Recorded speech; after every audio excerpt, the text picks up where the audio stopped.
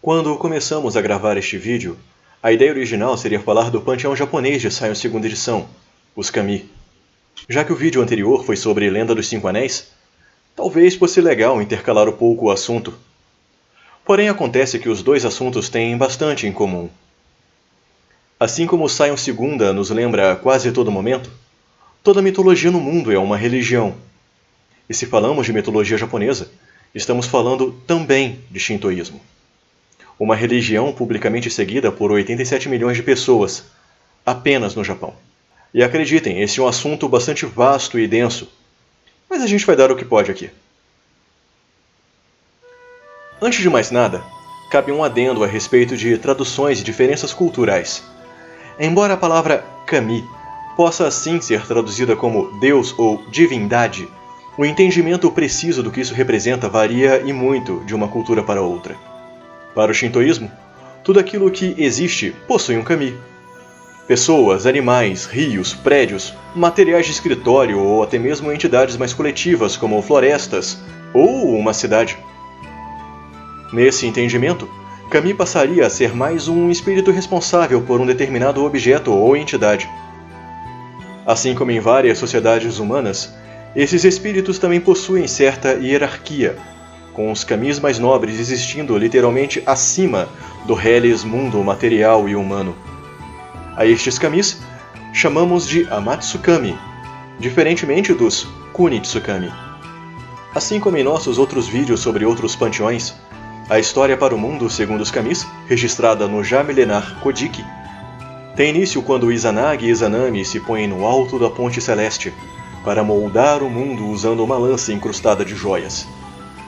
Eles a usam para remexer o oceano e dali erguer massas de terra que formariam ilhas e continentes.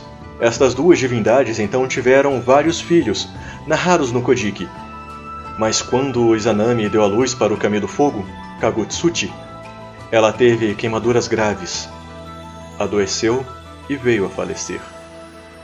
Tomado pela ira, Izanagi matou o próprio filho, decapitando-o, e foi buscar Izanami no Yomi, o mundo dos mortos.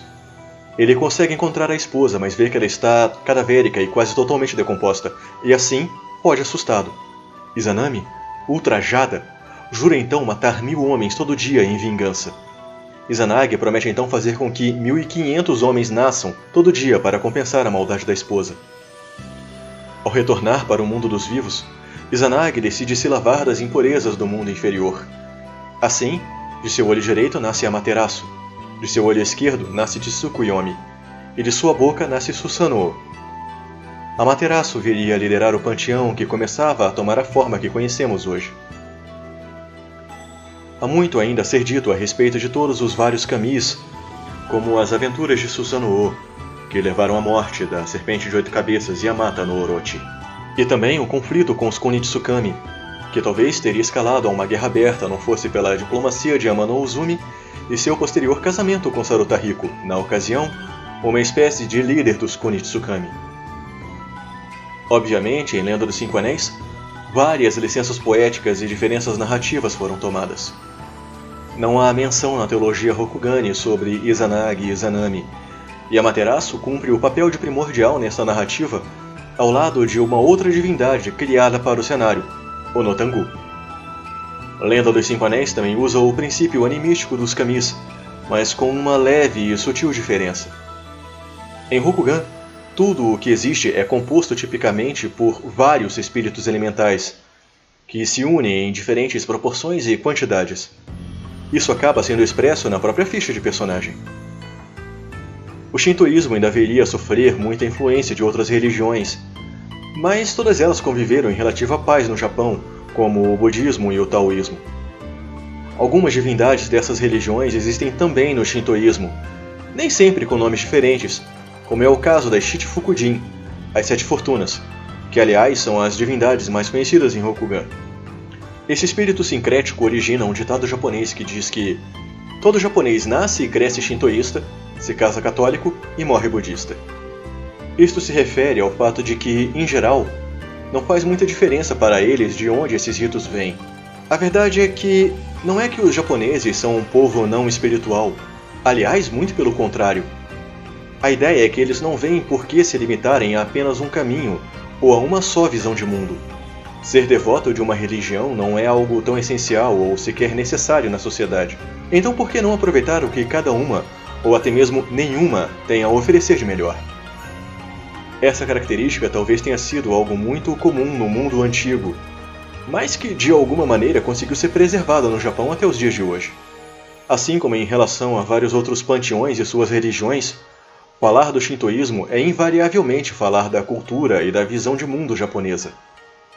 Não que esses princípios sejam exclusivos e restritos a este povo e lugar. Assim como qualquer expressão divina tende a uma universalidade muito maior no mundo de Sion. Os kamis são um panteão propenso a protocolos e rituais adequados, sempre muito polidos e corteses, mesmo quando não tem a mínima intenção de sê-lo. Pois a verdadeira sinceridade é a virtude que une divindade e homem em um só. Ufa! Falamos até que bastante, sinceramente. Não queremos deixar essa conversa mais prolixa do que ela já se tornou. Assim sendo, manifestamos votos de que todos os kamis à sua volta o abençoem e aos seus ricamente. Para certificar-se disso, recomendamos o ritual de propagação deste vídeo a todos os seus círculos pertinentes e oferendas no botão de curtir. Até a próxima, e ótimas rolagens a todos.